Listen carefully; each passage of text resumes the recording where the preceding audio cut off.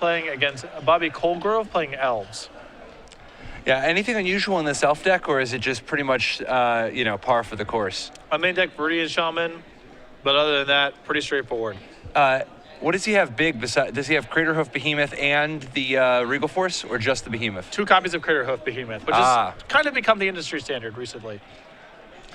Meanwhile, Ben Wienburg, nothing too unusual, although worth noting, he does have Gitaxian Probe, one of the many legacy players to be making you a happy camper this weekend. Finally starting to get it. Yeah, absolutely. Although, I mean, is it fair to call this rug when he's got access to so many black cards like Dismember and Surgical Extraction? Yes. We don't count those.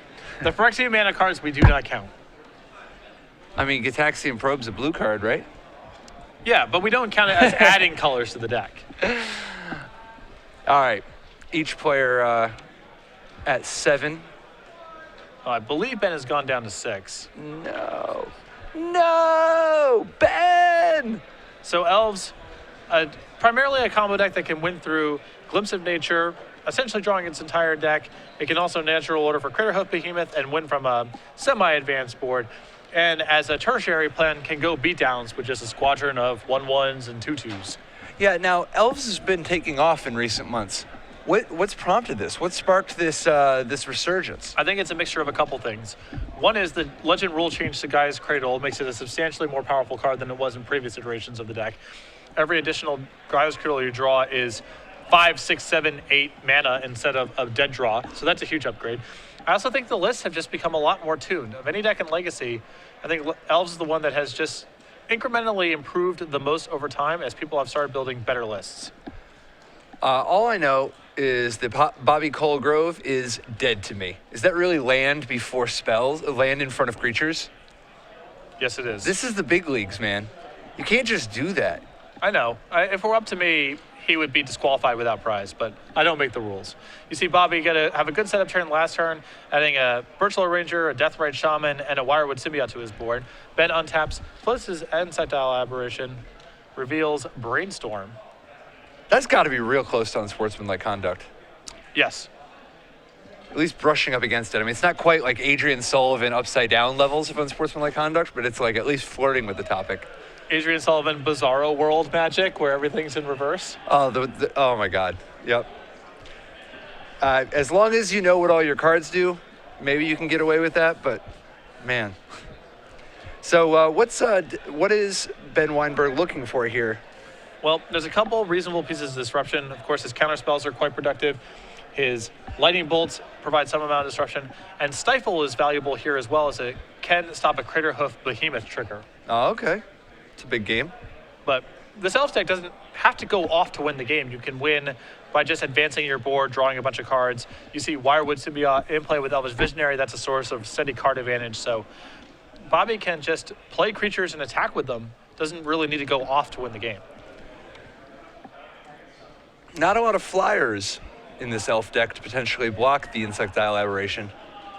No, it's no removal spells and no flyers, so it's just in play. What do you think is the best elf with flying ever printed? Gaia's Skyfolk? Oh, that's a good answer. That's a good answer. I'd have to think about it a little bit more, but that's the one that comes to mind. Hey, it beats Avian Changeling. It does. Changelings don't count, come on. All right, so Bobby attempts to redeploy the Elvish Visionary. He bounced to his hand with the Wirewood Symbiote. It's going to prompt a response from Ben here.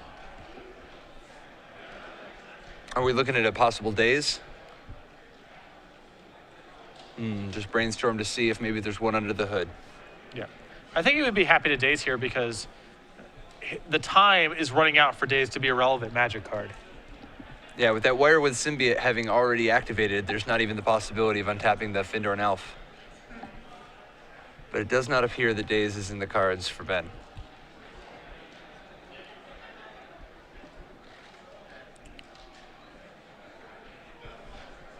So we'll see momentarily. Ben's likely to let this resolve, and it does. Bobby finds his second Craterhoof Behemoth.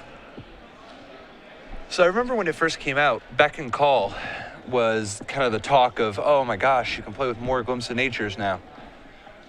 but in the end, it looks like it hasn't really seen any widespread adoption. Second color is a big cost. You don't think it's just the two costs? It's the other color? I think they're both factors, but I think the second color is a bigger factor than the second mana. Okay, fair enough. I think if elves had access to GG, Glimpse of Nature, 1 or 2 copies would be in the deck. Sure. So Insight Tile Arbitration across again. Ben adds a third land. And the number of meaningful cards that Ben has access to in his deck is quickly diminishing. Winning on the ground is not really relevant anymore. Individual spot removal like Lightning Bolt's unlikely to do much. It can act as a burn spell. Time walk. Yeah. It's Lava Spike, but it's not going to affect the board appreciably at this point. Wasteland, one of his usual relevant pieces of disruption for hitting a cradle, not really relevant in this particular game, as Bobby has been doing all of this off of one basic forest.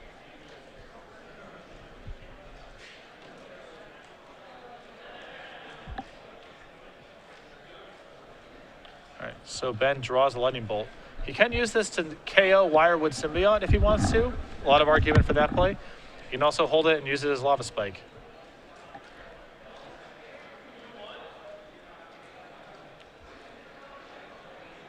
Appears that he's taking care of the Symbiote.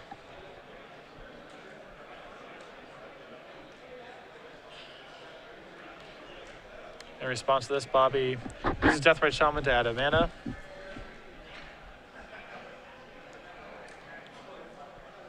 Picks up the Elvish Visionary and attempts to untap the Deathrite Shaman.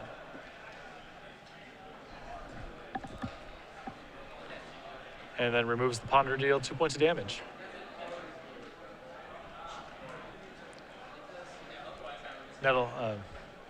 Heritage Druid rather, the draw.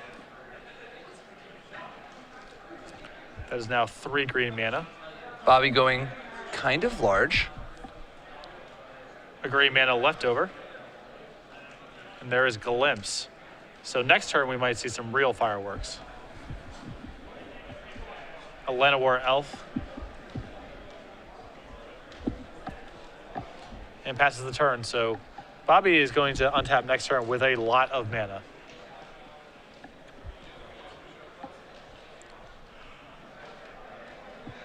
Insight Tile Aberration across for 3 points of damage.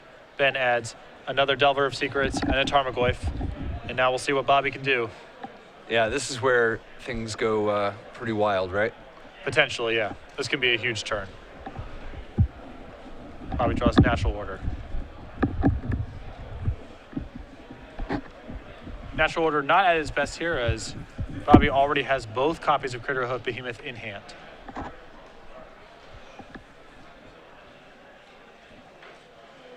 And no other biggies to get in his deck. No Progenitus, no Regal Force. At a certain point, it becomes worth it to go get a Nettle Sentinel, right? Potentially.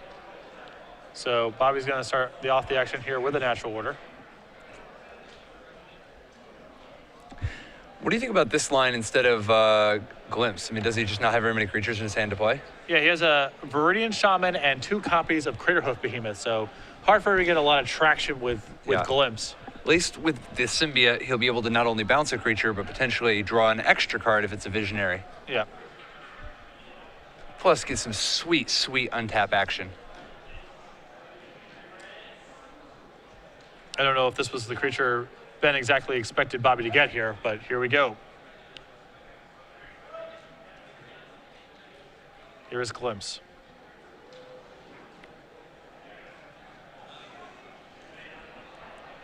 We got ourselves a Storm Count situation.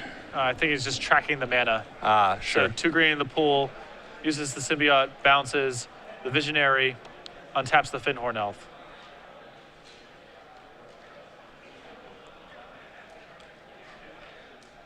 And I think Ben may be contemplating using this Stifle that's in his hand. All right, so there's the Visionary. He's going to draw a card of that and draw from Glimpse. Nettle Sentinel was a real big draw right there. All right, so no mana left over. There's a Nettle Sentinel. Adds 2 mana through Birchlore Rangers. Quirion Dryad, that's going to tap the Sentinel. Ben's going to give that a quick read. We got a reader. And imagine if Bobby's able to find a cradle here. He still has not played a land.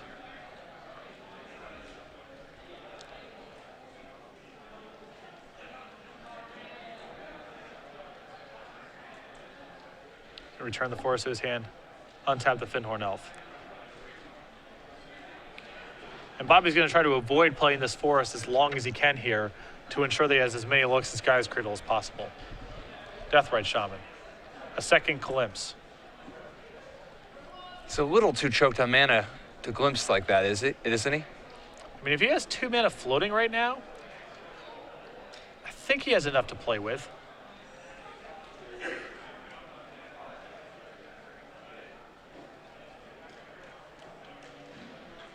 All right, so this is a Zenith for 1, it looks like. Getting a, is this a Nettle Sentinel?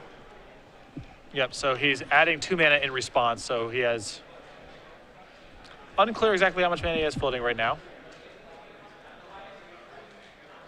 Perhaps a Zenith for 1, go get a Nettle Sentinel, leaving 1 floating. Yep. And then you can cast a second Glimpse and really start to go.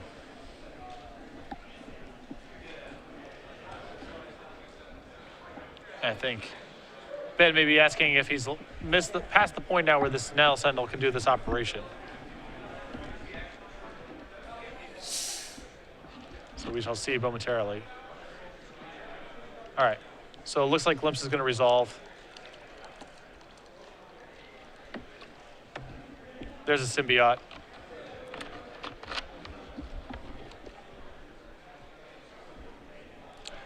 More untaps, more bounces to keep the glimpse going. Yep. Bobby would ideally like to get a spot where he can cast the second copy of Glimpse, then things become very easy. Any chance he's going to bounce the Quirion Ranger just for even more untapping? I don't think so, because he's not in a position where that Ranger is going to... If he was actually returning a land to his hand he was intending to use on mana, that would be one thing. So now 2 mana. Elvish Visionary. That's a draw 2, and there's the cradle. Here we go. Now mana is no longer a bottleneck. Adds 2 mana.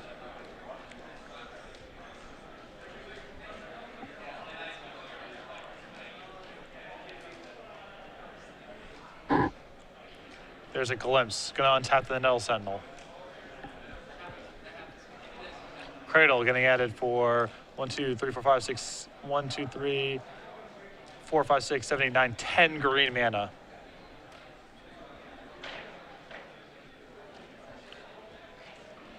All right, and here is Crater Hoof. Draw 2 off a Glimpse.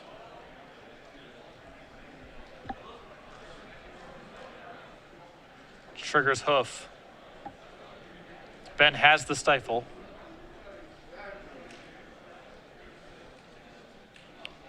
Now plays Nettle Sentinel. Draws 2. Adds 2 mana. Visionary, that's going to tap both the Sentinels. That's a draw 3.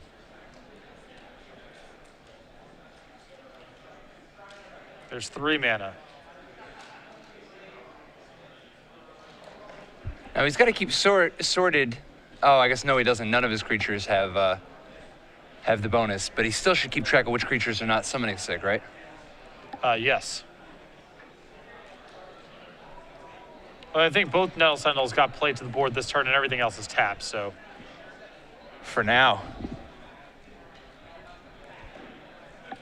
So this is a big setup turn. Here's another Symbiote.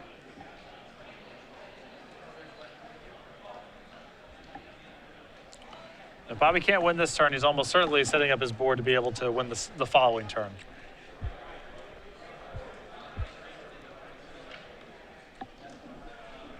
You can see he's turning his Wirewood Symbiotes upside down. This is to represent that they've been activated this turn, since they don't tap or have anything else to indicate that they've used their once per turn activated power.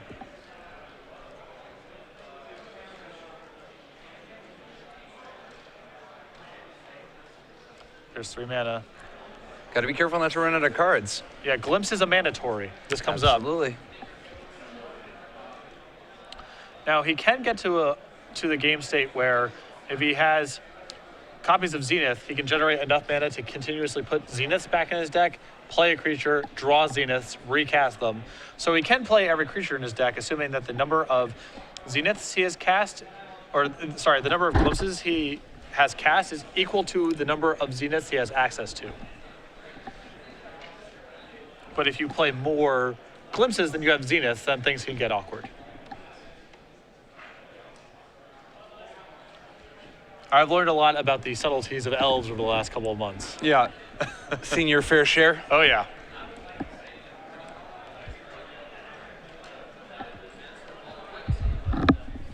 And Bobby's just going for the maximum possible setup this turn. I mean, he's got the other Craterhoof in his hand. Yes. Does he have access to enough mana? I mean, he's already looking at 6 mana. He's got 3 floating with 3 elves. That's 6 right there. Certainly if he gets to the position where he has a third copy of Nettle Sentinel, then it's not even too challenging. It looks like he just has it.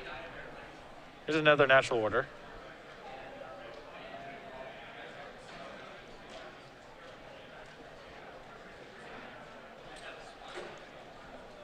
Another Nettle Sentinel. Would stand to reason. Gonna go with a Visionary instead. Sure. We've had 2 natural orders for side grades in this match. Not too often you see that.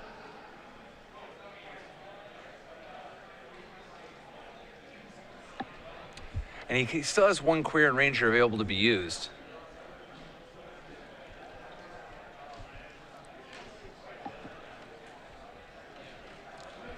Doing some math here. Not really any risk of getting killed next turn, realistically, even if these Delver flips. Then we need to come up with 4 points of burn.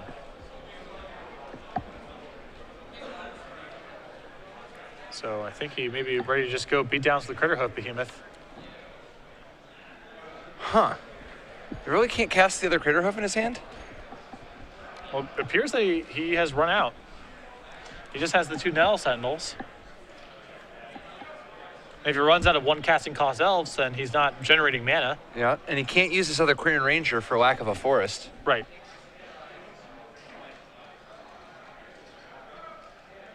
Now, he's got a lot left over. You know, just because he failed to win the game this turn doesn't mean he's really much of a risk of failing to go off the following turn.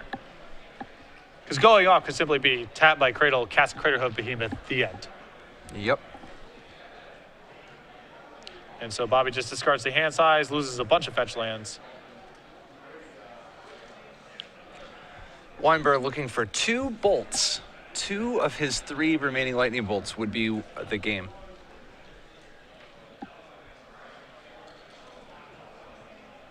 Not the most complicated situation to be in. He's got a brainstorm, so even if the top 2, you know, he doesn't need to, I mean, he can still draw both. And he has to assume at this point that the Craterhoof is in hand. Bobby's natural ordered several times. Yep. And failed to find it, so. Force of Will, Spell Pierce. And Ben packs it in. It's about to, reconsiders, and he is out. Yep, so Bobby shows the Craterhoof Behemoth. Not even clear that was necessary because just the knuckleheads in play were good enough to get it done. And Bobby Colegrove quickly up a game with elves. So in the sideboard, Ben Wienburg has access to Croson Grip, Ancient Grudge, Sulfur Elemental, Dismember, Surgical Extraction, Flusterstorm, Grim Lavamancer, Pyroblast, Spell Pierce, Vendilion Click, and Rough Tumble. This is a real nice sideboard against elves. Having 2 Rough Tumbles to sweep the board and 2 Grim Lavamancers to lock him out. I mean, that's a nice little. Plus, Dismember obviously is an additional, you know, an additional tool to try to disrupt the combo.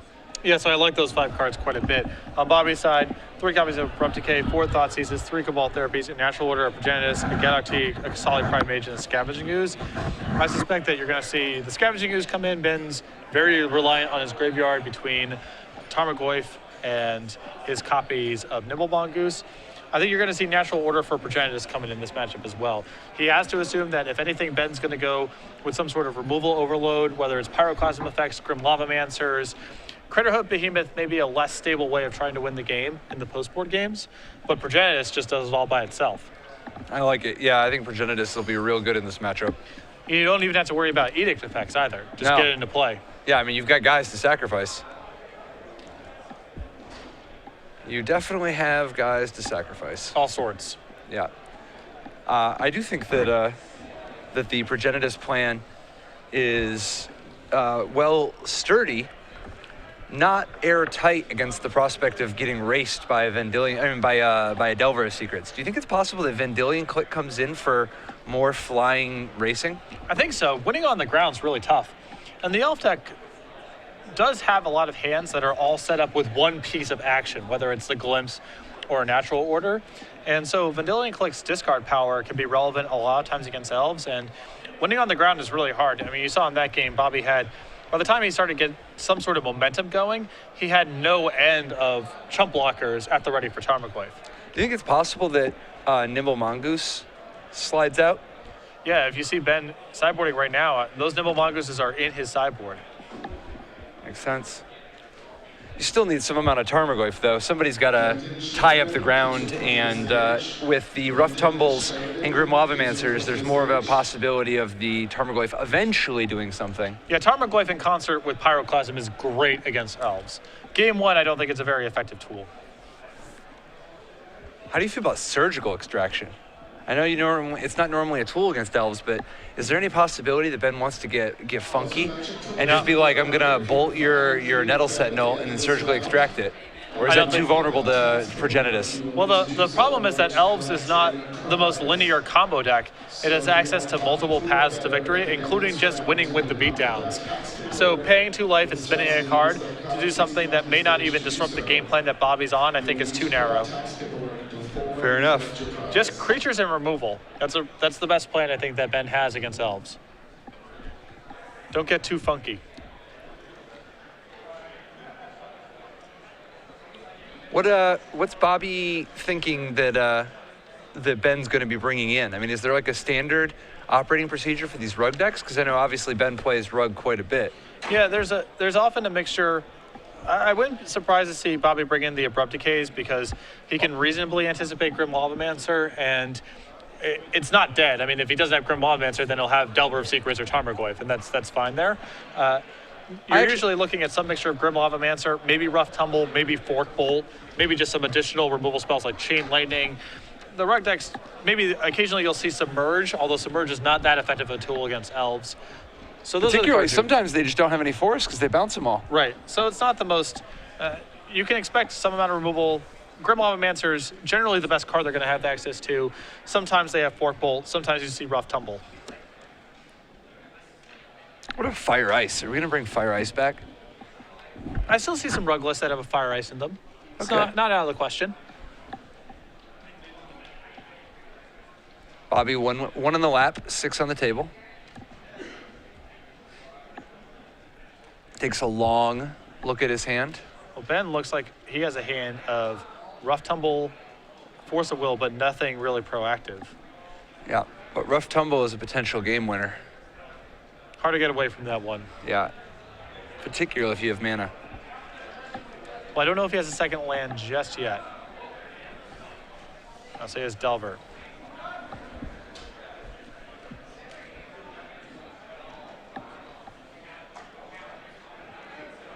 So Delver of Secrets plus Force of Will plus Rough Tumble. Pretty close to the ideal hand that Ben could ask for here. Bobby with a Forest and a Deathrite Shaman.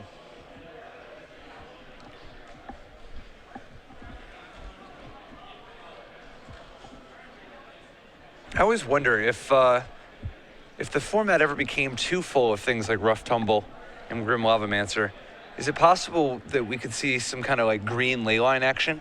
Maybe. You know, the +0/+1, and gaining, the gaining life thing is kind of just incidental, but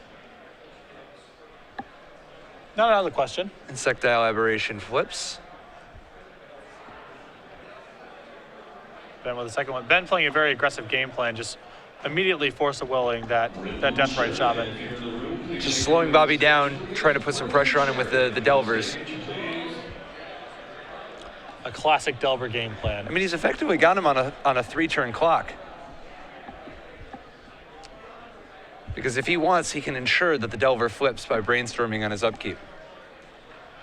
So we see Bobby fetch here and play a Zenith for 1. That goes and gets a Deathrite Shaman. Deathrite Shaman serving as both an accelerator and a life gain tool in case it comes to that. Because the way this game's looking, it might. He may need 1 turn of breathing space to be able to untap and then do his thing. Right. So Ben's going to untap. He is now contemplating whether he wants to brainstorm on the upkeep because he has no second land. So this brainstorm is likely to be his entire turn.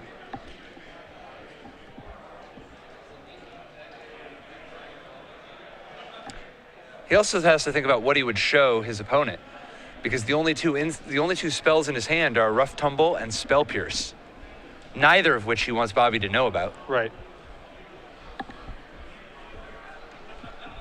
It's full of mysteries.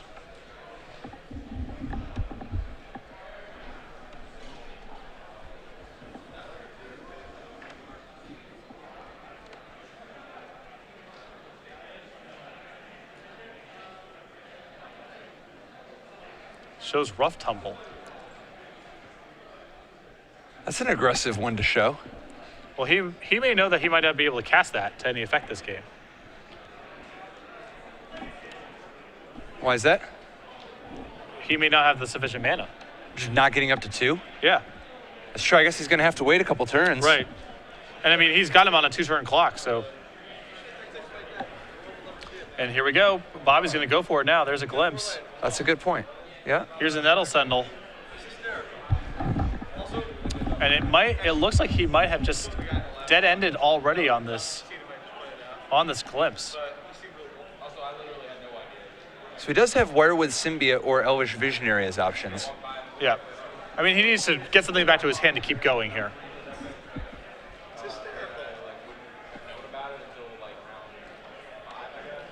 I mean, it's questionable to me to show the Rough and Tumble even if you can't cast this game because there's still game 3. Yeah. So that was like the whole joke. It was like, it's like a miracle grocery. So I was like, yeah. All right, so he's going to add a mana with a Deathrite Shaman, returns Nettle Sentinel. All your spells be more than 50. Like, you have more than 50. Now he's going to draw off Glimpse. Okay, it's flipping a Delver on literally every play. And it makes your brainstorms kind of awesome. So you can tuck extra lands and then cast it. Plus, if you've never flipped your Delver in your lane, it's pretty awesome. What I think would just be absolutely brutal is if Ben Wienburg had a second land and he just shows the Rough Tumble, misses his land drop again, implying he's going to miss again next turn from the Brainstorm, but it's all a ruse. Well, the thing is that Ben just kills him, unfortunately, because Bobby goes to 3 and then Yeah, negative 3. and he doesn't really have the land either, I know. I agree with you. That would be sweet. All right, so Ben just attacks and says go. Second Cradle to draw.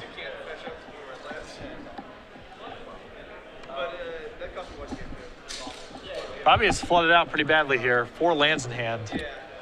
Like, I just had my opener and like, Axe it in. All right, game Brutal. 3. Classic Rug Delver game plan. Get a throw on the table and fend off your opponent just long enough. I mean, nobody ever said a Rug Delver deck needs to draw 2 land. Oh, no.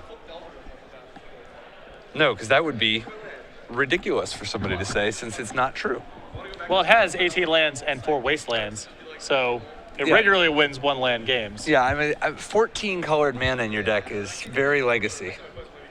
It's what makes the Rug Delver mirror match pretty heinous at times. Yeah, As I like to call it, the Stone Rain mirror. it's definitely the stone something. That's for sure. Just nothing but raises. Yeah.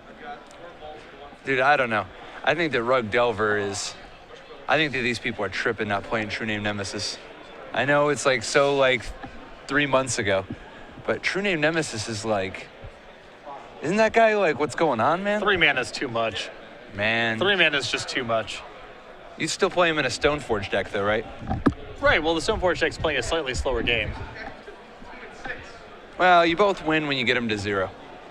Well, that's definitely tautologically true. I'm not sure how informative of an analysis that is. You do win the game. That is the rule of Magic. When they hit 0, you win. Or they lose. Right, whichever. 6 of one, half dozen of another. It's important. It's important for things like multiplayer. Yep.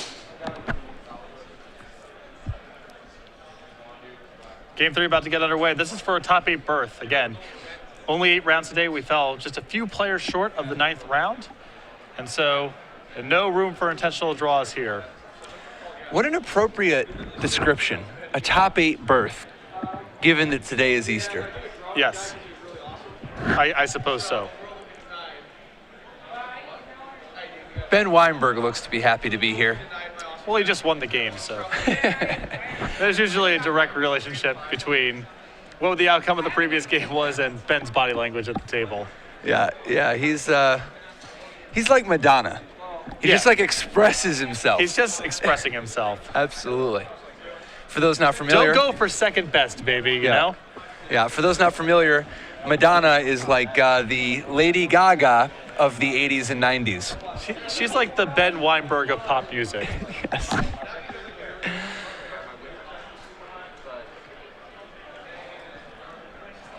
Ben could do a table, like a coffee table book too, like Madonna, just called Rug. Yeah. And it's just, various iterations and, memories of playing Rug in various legacy tournaments, various opponents you face. Some artsy black and white photos of Trigon, Predator, and what have you. Absolutely. Absolutely. Dude, I'm pretty sure Ben should just talk to Kibler. Yes. Yeah, after that playmat situation, I think that Kibler might be exactly the person to help. Kibler and his GF Natalie might be exactly the people to help make the Trigon Predator coffee table book a reality. I mean, the Kibler photos are not even the best or worst of it, depending on perspective. Yeah. So Bobby looks like he's happy with his 7. For those interested, check out BrianKibler.com. It's the greatest authority on all Brian Kibler related matters. It's like the Wikipedia for Brian Kibler. All right. Make sure to include a tweet at semi-sober or Tom Martell for any information on the site's management. All right. Bobby on the play. This ain't no manaless dredge type of situation. No, there's plenty of mana. He actually has creatures that make mana, in fact. Ben Weinberg with a draw of Rough Tumble off the top. Yeah, with Lightning Bolt as well, he's going to play a real control game this time as opposed to the Delver of Secrets action we just saw. Although he cannot fend off Bobby forever, Roy Delver still needs to be applying pressure. Looks like Bobby's primary plan here is the natural order. Like a turn 3 natural order. See if he can sneak that in. All right, here comes the beats. Keep in mind, Bobby also knows that Rough Tumble is something he has to be concerned about because he saw it revealed to that Delver of Secrets in the previous game. Definitely. So there's a Wirewood Symbiote and a Birchlore Ranger. Looks like Spell Pierces could potentially make this natural order real awkward. But you can see why Bobby would want to move to Progenitus in the post-board games. Oh, yeah. Between these bolts and Rough Tumbles, all he needs to do is sneak a natural order and try to win the game. Critterhoof Behemoth is much harder to execute in the face of all of Ben's removal. Do you think there's any chance Bobby can get away from the Spell Pierce, or get away from having his natural order Spell Pierce this turn? Well, if he draws Gaia's Cradle, it's real easy. That makes it real easy. How many Dryad Arbors does he have? There are 2 in the list. Nice. Most people don't play 2, do they? I mean, that's kind of... Although what I like is this is just a lot of land. 6, 10, 18 land for a green deck. Some of these green decks I see playing like, 15 land or whatever. Yeah, just not an ounce of shame, really. No.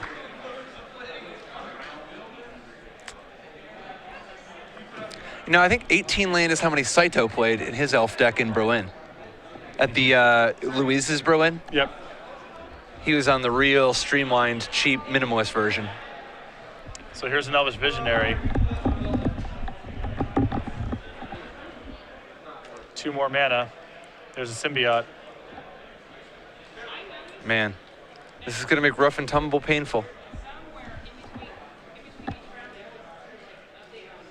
The Dryad Arbor, too. Do you think that maybe getting the Dryad Arbor was a little excessive? It's a little ambitious, yeah. It's possible that he just doesn't believe that Ben has it based on the fact that he was willing to bolt the symbiote and just pass on turn 2. I think that might be reading a little bit too much into it, but it's possible this is Bobby's logic.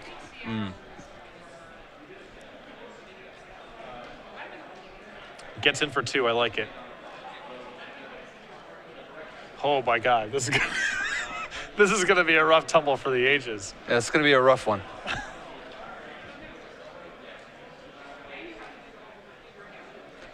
You know it's bad news when he taps the Wasteland like that. Man, 2 Dryad Arbors. Wow. The second Dryad Arbor is just excessive, you know? Well, he already had one in his hand. Right, I'm just saying. Oh, yeah, getting Getting that rough tumbled away, too.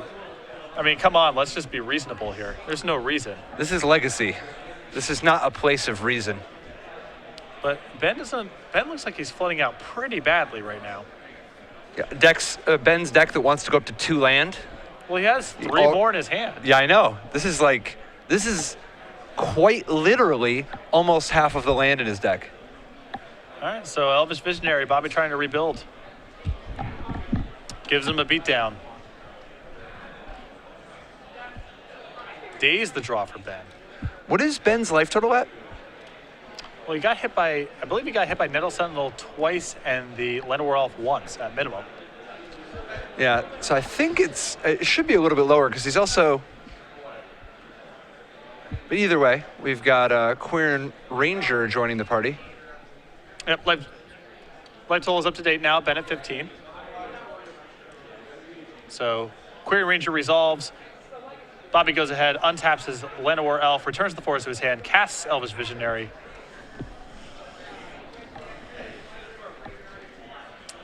And I think we're going to see Ben hard cast a Daze here. Probably should have played that forest first. Yeah. Well, I think he, again, wants to give himself the upside of drawing the Cradle. And Ben's had plenty of opportunities to Daze him in earlier turns, so. Fair enough. All right. I think Ben finally drew a piece of action here.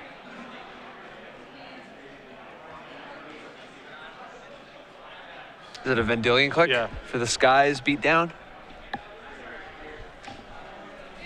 There is no disguising that. Bobby pump fakes with the Bayou there. He has Abrupt Decay in hand, and the Bayou is his only black source. So in the face of Ben's Wasteland, I don't think he's going to want to commit this to the table until he's sure he wants to use it. So he's going to be using Or protects it with Queer Ranger. Right. And here's Natural Order. This is going to be brutal. It's a pretty juicy spell, Pierce. Yep. You have to wonder with Ben not really doing anything, would Bobby be better served just attacking him with creatures? Yeah, I mean, it'd be nice to just be giving him the business. Because, like, right now, the more he does, the more he just keeps walking into the Rug Delver tempo tricks. You know, what else could Bobby even presume was in Ben's hand at this point? Creatures certainly would have been cast. All right, you see Vendilion click at the end of the turn. From Ben, looks at the hand of Bayou, Abrupt Decay, and Elvish Visionary. Now, does he take the Abrupt Decay here? He does. He is serious about this beatdown. He's got to get something going. I respect that. I'm a firm believer in it. And Ben immediately paid off here as Grim Lavamancer is the draw. That's ridiculous. Grim Lavamancer is just going to tear through these elves. Well, don't speak too soon here, as Bobby has just drawn a Natural Order. Wow. Now that's going to get Spell Pierced again, though, right? I do not know the contents of Ben's hand currently, but Bobby might be put into a position now where he has to just go for it ASAP.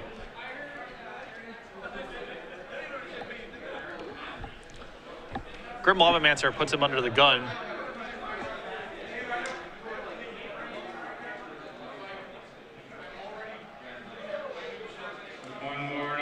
All right, goes for it again. And there's another Spell Pierce.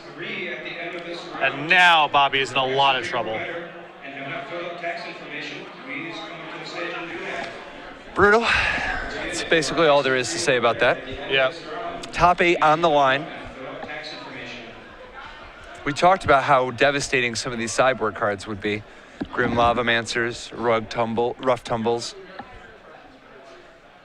And now it's not really clear if Bobby's going to be able to develop enough of a board in the face of the Grim Lavamancers. His way to beat this card is essentially Natural Order, and now he has neither the mana nor the Natural Orders to get that going. And Ben has neither the time nor inclination to let him rebuild. Mm-hmm.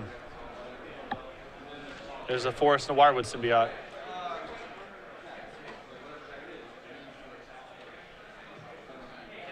And Ben may just be happy to trade. Maybe this is one of the spots where you just call the whole thing off and you bounce your Queer Ranger. Yeah, you put him to the test. You saw what kind of man Ben Wienburg is, and now you just do a redo. But it looks like Bobby's going to trade. How many Abrupt Decays does he have access to? He 3? has 3 copies in his sideboard. Well, the problem is, even if he is able to assemble some Abrupt Decays here, he has nothing to work with. And Ben's deck is much less predicated on interlocking pieces. Bobby spell piercing the Glimpse on an empty board with no mana. There's an Elvish Visionary. Not wanting to take any chances. And this seals it up. Yeah. Wasteland on the Bayou. Now, not even the hope of drawing Abrupt Decay.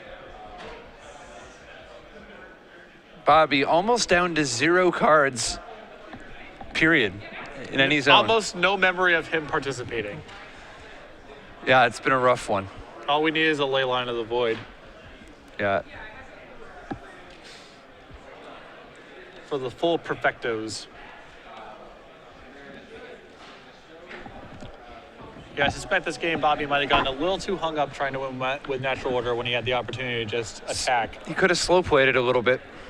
I think that the real turning point, though, was that daze on the Elvish Visionary. Mm-hmm. I think that ever since then, he's just been a little bit short at each step, you know? Yeah.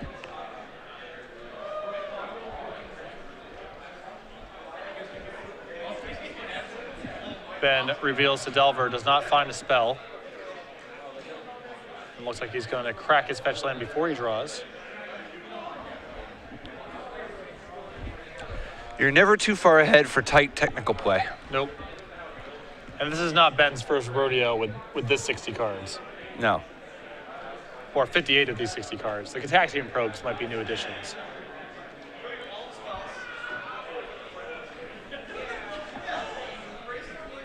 Force of Will for the full-on.